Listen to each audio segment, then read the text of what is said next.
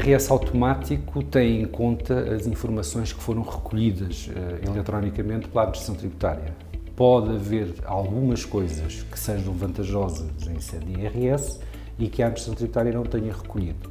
O que é que isto quer dizer? Quer dizer que, na maior parte dos casos, o IRS automático é mais do que suficiente. Deve-se sempre verificar para ver se houve alguma coisa que lhe se escapou, designadamente em termos de deduções, etc.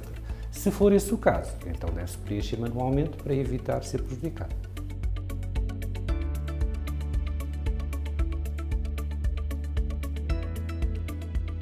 O que vai mudar é que vai ter que entregar um novo anexo, que é o anexo B, onde vai declarar os rendimentos da atividade independente. Ou seja, a sua declaração de IRS é igual à do ano anterior, exceto a adição do anexo B, que é o que diz respeito aos rendimentos da atividade independente.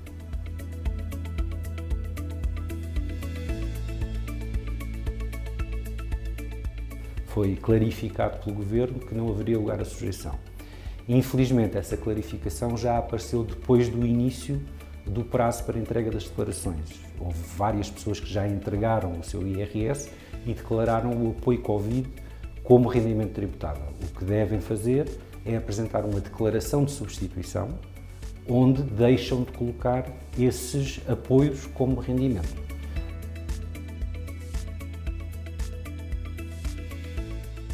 Em teoria não pode, tem que estar mais de 2 anos com a morada fiscal, com a mesma morada fiscal, para poder entregar como estando em situação de união de facto.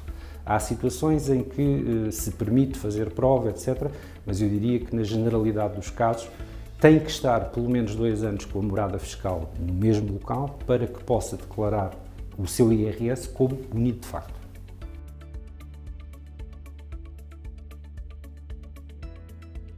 Compensa apresentar o IRS em conjunto sempre que a divergência de rendimentos entre os 2 membros do agregado familiar, ou os 2 membros que dirigem o agregado familiar, melhor dizendo, sempre que essa divergência seja muito grande.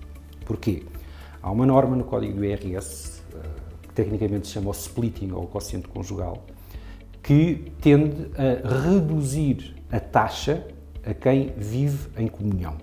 Traduzindo por miúdos, o que é que isto acontece? O que é que isto significa? Significa que se eu ganhar 100 e o meu cônjuge ganhar 20, nós somamos os 2 rendimentos, 120, dividimos a meio e aplicamos a taxa correspondente a este escalão mais baixo que resultou da soma e da divisão por 2.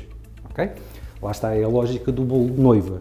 Isto significa que o bolo de noiva do cônjuge A e o bolo de noiva do cônjuge B são os 2 juntos e tira-se a média.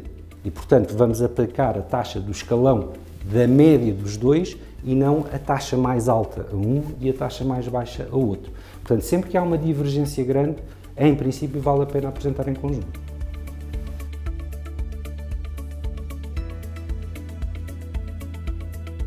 Até há coisa de 4, 5 anos atrás, isso acontecia e a lei não tinha resposta para essa situação.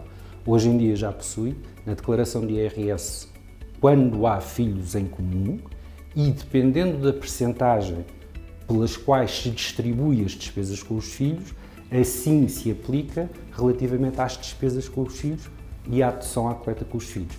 Por exemplo, num caso de custódia conjunta ou de guarda partilhada, 50% para cada um, isso quer dizer que cada cônjuge vai ter o direito a deduzir 50% das despesas e vai ter uma adoção à coleta de 50% relativamente a cada um dos dependentes, que na prática é meio dependente por agregado familiar.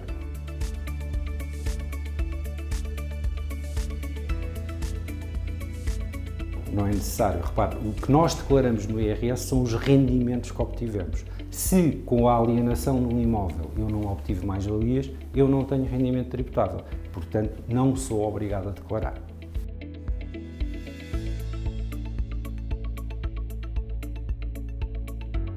É assim, em tese, durante o período de entrega da declaração, pode sempre apresentar declarações de substituição. E durante esse período, vale sempre a última declaração apresentada. Isso não tem, em princípio, nenhum problema, nem vai dar lugar a nenhuma sanção.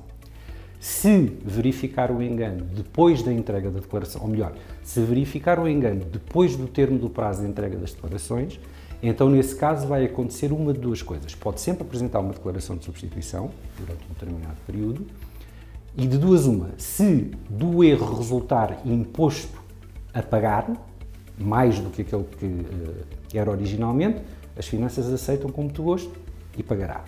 Se da declaração de substituição resultar menos imposto a pagar, essa declaração vai ser processada como uma reclamação. O que é que isso quer dizer? Vai ser avaliada pela Administração Tributária a situação em concreto para verificar se o erro em que o contribuinte incorreu é desculpável, não é desculpável, se está certo, está errado. Portanto, a grande diferença é, se for para pagar mais, é automático. Se for para pagar menos, eles vão lá ver. O IRS pode ser pago a prestações, o regime é distinto consoante o valor em dívida. Até 5.000 euros pode pagar em 12 prestações mensais. Acima de 5.000 euros pode ser um número de prestações maior. Em qualquer dos casos, há sempre juros a considerar, e não são baixos, e em qualquer dos casos, sempre que quiser antecipar o pagamento, pode fazê-lo, dirige-se ao Serviço de Finanças, apresenta o pedido, é-lhe recalculada a dívida àquele momento e paga tudo de uma vez.